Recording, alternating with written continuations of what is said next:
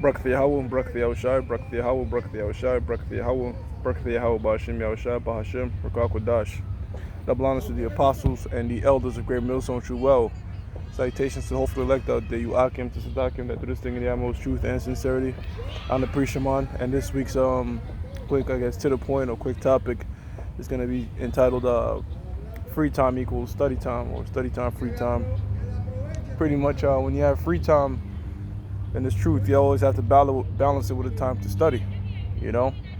And how do you get time to study?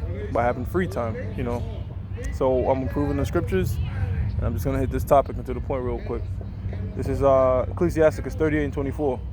The wisdom of a learned man cometh by opportunity of leisure. I believe Apostle Elder Ramla was going into that word leisure. The Webster's dictionary didn't have the one that I wanted. Maybe it's in the etymology, but it pretty much means the time to study. You know, so when you have that free time, you know, in this thing, of course, you don't tie you down. So, you know, there's times where, hey, man, you want to, quote unquote, please the things of the flesh. So you might want to, I don't know, some type of physical activity or hit a bar, hit a club. That's acceptable, you know, but guess what? You have to balance it with doing these lessons and works. See, when guys become overbalanced, that's when that lack of wisdom comes in. You want to get maybe too caught up in the strip clubs or whatever. You can go to a strip club every once in a blue. You know, that ain't anybody gonna kick you out the camp for that. But if you constantly getting caught up in these clubs and bars and shit like that, you know, them demons try to trap you. Caught up into too much women and all that type of shit, it can happen to anybody, you know. That is just really what you want to do with your free time. You know, if you have your free time, you also got to say, you know what, man, I got to put some of that time for the work of the Lord. Because, you know, it could be studying, it could be doing a lesson, but when you put that time towards, you know, this thing, you know, the Bible tells you reap what you sow, you know, so you're pretty much going to put in what you get out. And what you really want is wisdom. How is that obtained? And read it again. Ecclesiasticus 38:24. The wisdom of a learned man cometh by opportunity of leisure, and he that hath little business shall become wise. Because when you have none on your time, but when you have time on your hands, you pretty much have more time for the scriptures. See, that's why, you know, back then, our apostles, you know, ancient times, they didn't really work. You know what I'm saying? Because there was, most of their time was to the ministry, you know. So today you see our apostles, they constantly flooding it with videos. Elders, the brothers, of course, you know, I mean, they still work, but, you know, when you have free time like this, you know, you might be off, whatever. You got to put in some time to come back to the Lord, all right? The Most High might have it to where you get your little bullshit off, man. You might go out to the club, you have your good time, you know, meet a little nice joint. Shit could go down. The Most High could have it to where, you know, you get blessed with a woman that night or whatever. You know what I'm saying? But your mindset shouldn't be like, damn, okay, I'm gonna do that tonight again. Nah, man, you take that. All right, hey, throughout the Lord, got me a piece of ass, had a good time with the homies, whatever. But now it's time to get back to this word, you know. And we always say, you know, being a prophet and being in this thing is not like you're gonna be in a lotus position. You know, you're not gonna be like some Buddhist monk, perfect control over your flesh. That's just not the truth of the matter. The truth of the matter is, you know, there's gonna be times you want to study and want to do these particular things, you just don't have the time for a while because you're tired from work, man. You know, that's just a fact. Or you might be tied up with other businesses. Basically, the more business you have, the more things you have attached to you, the less time you're gonna have for this word. That includes a family. You know, that includes a family. Family takes time. Job takes time. Different responsibilities takes time. The more free you are, look, the more time you have for this work, man. And you know, tend to progress a bit better when you have. When I say progress, you know, of course, attain wisdom at a faster rate than, say, if a brother was, you know, had multiple jobs and shit like that, man. This is the book of Proverbs. I'm gonna go to Proverbs chapter 15, verse 28.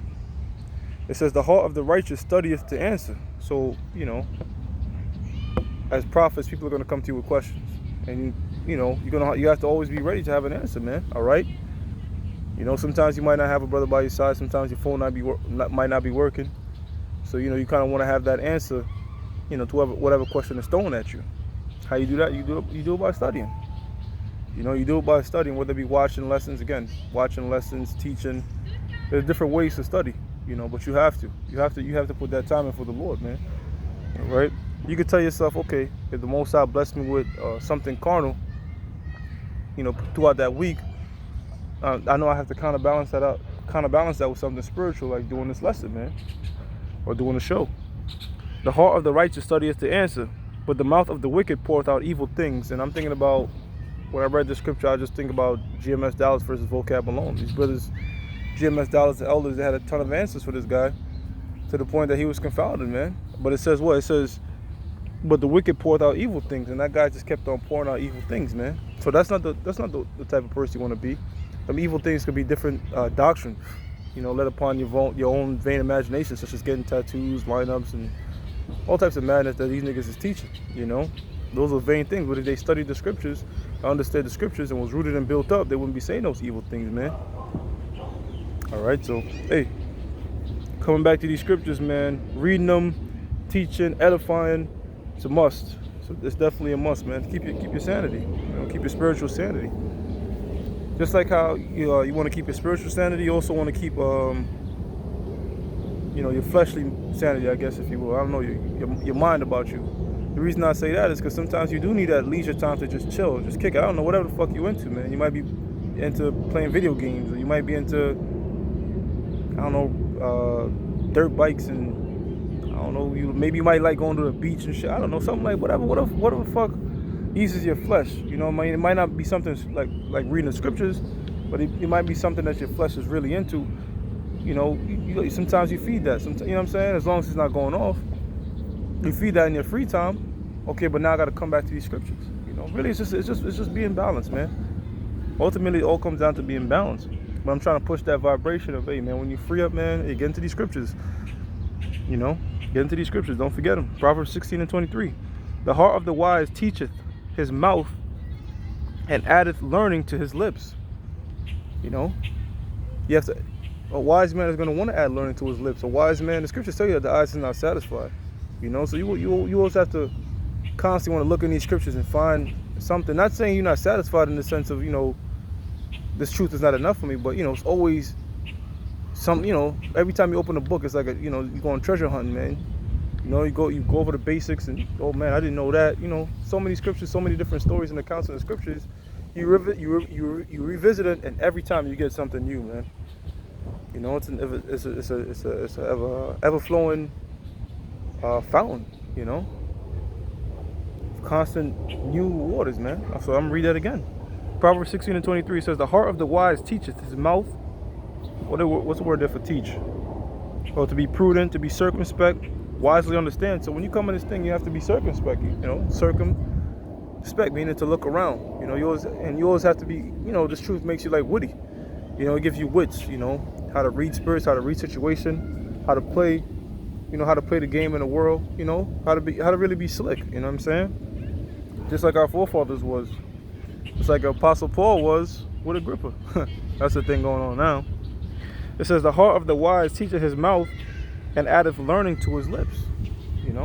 Addeth learning to his lips. A wise man is going to be, in the ancient times, you sit amongst the elders of the gates, gathering wisdom, seed picking up what you can from men that have been through things to experience. So how you do that today?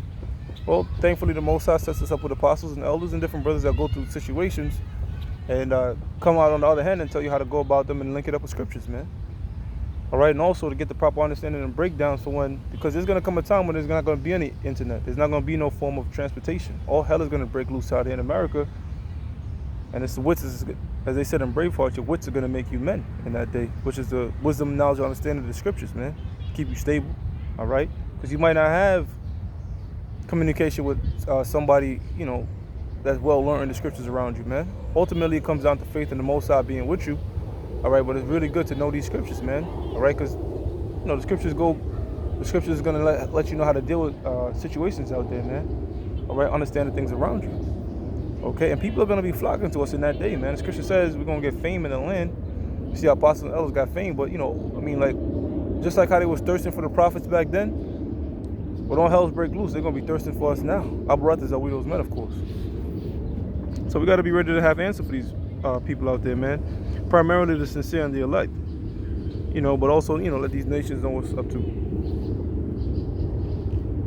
2 Timothy 2:15, study to show thyself approved unto the Most High. Study to show thyself approved unto the Most High. All right. To the Most High Yahweh, or Yahweh Shah. All right, both of them. You know. I think there's a scripture where it says somebody was approved. Let me see if I can find it. The Apostle Paul, so I think it's Romans 16, where he says, you know, you refer to one of them brothers being approved. This is a book of Acts. Ooh.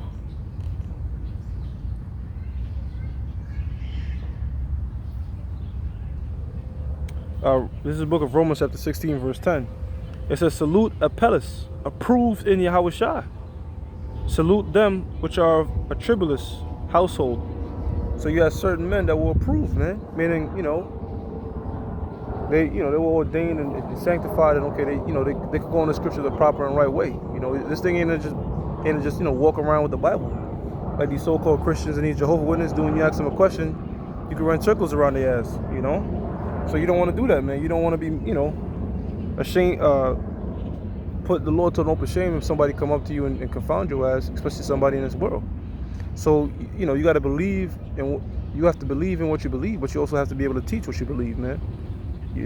They say in the world you don't truly know something until you can teach it. So you got to be able to teach this thing for yourself, man. All right, as well as believe. After when you first come in. And all throughout the truth, you have the tendencies of a parrot. You might repeat what a lot of brothers say, but now, you check into things, you look into things, and when you look into things, it sticks more in your mind. You know what I'm saying? When you just, instead of just regurgitating, okay, you might know it's true information, but you go ahead and check it up, look it up, and now it sticks more in your mind. Now you able to teach that thing, man. And that's how the Lord wants us to be. 2 Timothy 2:15. Study to show thyself approved unto the Most High, a workman that needeth not to be ashamed, rightly dividing the word of truth. And that, I think Apostle Elder Hall gave that account of those certain, they was given accounts of how certain Hebrew Israelite groups are pretty much weak. They really don't do no studying, but when it comes to garments and all that, they decked out for sure.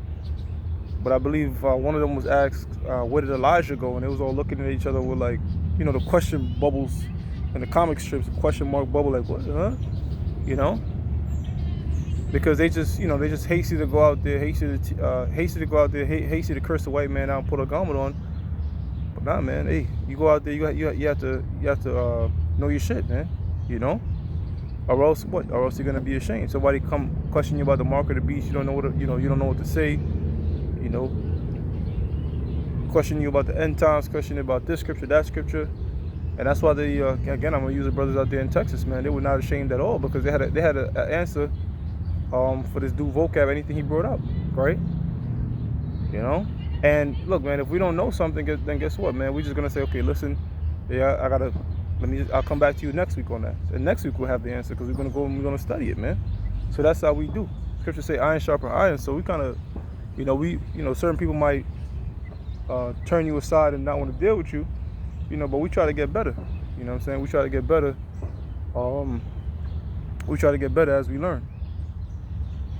We try to get better from the different questions that are thrown upon us. Hey, so that's just a quick lesson I figured I'd do out here in the park, switch up the scenery a bit.